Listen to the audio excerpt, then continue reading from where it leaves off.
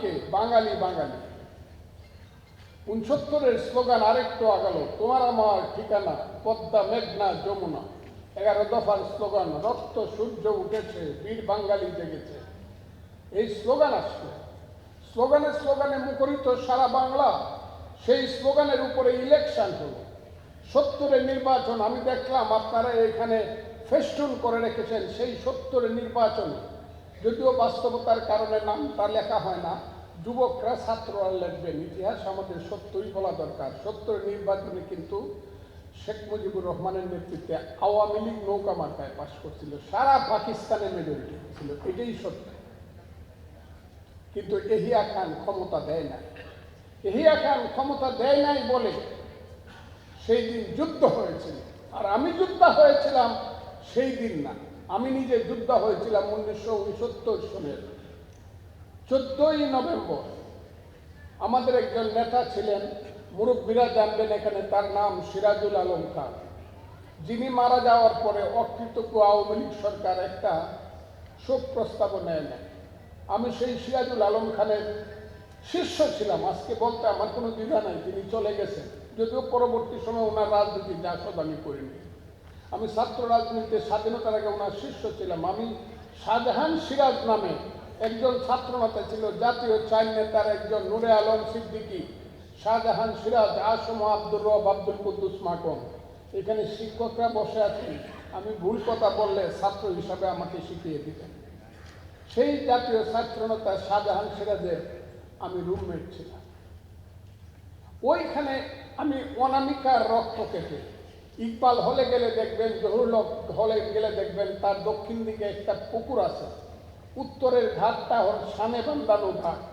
সেইখানে সুবে সাদেকের সময় আমি সিরাজুল আলম খানের কাছে আঙ্গুলটা আগিয়ে দিলাম, অনামিকার আঙ্গুল। সেই আঙ্গুলের রক্ত থেকে আমি শপথ করলাম, আমি বাঙালি জাতির মুক্তি চাই, বাঙালি জাতির স্বাধীনতা চাই। উনি সঙ্গে সঙ্গে আমার হাতে একটা বই তুলে দিলেন। বইটার নাম হলো ফিদেল ক্যাস্ট্রোর সবচেয়ে বড় সাথী, সেই চে গুয়েভারার ডাক দিয়ে যায়। এই বইটা তিনি আমার কাছে তুলে দিলেন। এর আগেও আমি অনেক বই পড়েছি, সেগুলো নাই বা বললাম এখন। আমি তখন থেকেই মুক্তিযোদ্ধা বাংলাদেশের, এবং মুক্তিযুদ্ধের আগে বিএলএফ, বেঙ্গল লিবারেশন ফোর্সের 8,000 সদস্য হয়েছিল। আমি সেই 8,000-এর একজন, এবং কিশোরগঞ্জের কমান্ডার।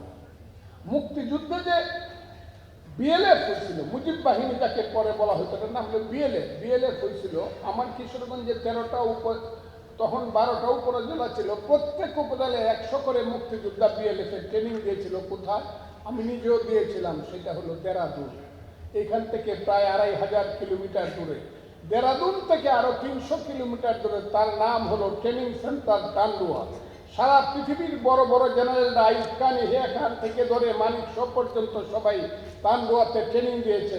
আমার ভাগ্য হয়েছিল সেইখানে ট্রেনিং দেওয়ার মুক্তিযুদ্ধের সময়, এবং সেই ট্রেনিং দিয়ে আমাদেরকে বলা হয়েছিল, this is not a conventional war, it's a political war. This is not the arms that fights, but the man behind the arms, an ideology behind them and that fights. অস্ত্রটা যুদ্ধ করে, অস্ত্রের পিছনে একটা মানুষ থাকে, মানুষের পিছনের আদর্শটা যুদ্ধ করে, এবং সেই আদর্শ নিয়ে যুদ্ধ করেছিলাম বলে আমরা মুক্তিযুদ্ধে জয়লাভ করেছিলাম। এখন বাংলাদেশ থেকে সেই কঠিন আদর্শ যেন আস্তে আস্তে চলে যাচ্ছে। বন্ধুরা,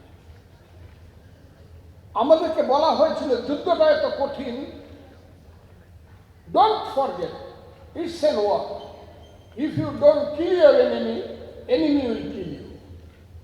এইরকম একটা কঠিন যুদ্ধ হয়েছিল, যে যুদ্ধের জন্য সারা পৃথিবী নড়ে উঠেছিল। আমেরিকা ছিল পাকিস্তানের পক্ষে, চীন ছিল পাকিস্তানের পক্ষে, ইন্ডিয়া ছিল আমাদের পক্ষে। ইন্ডিয়া আমাদেরকে অস্ত্র দিয়েছিল, খাবার দিয়েছিল। রাশিয়ার সোভিয়েত ইউনিয়ন ছিল আমাদের পক্ষে।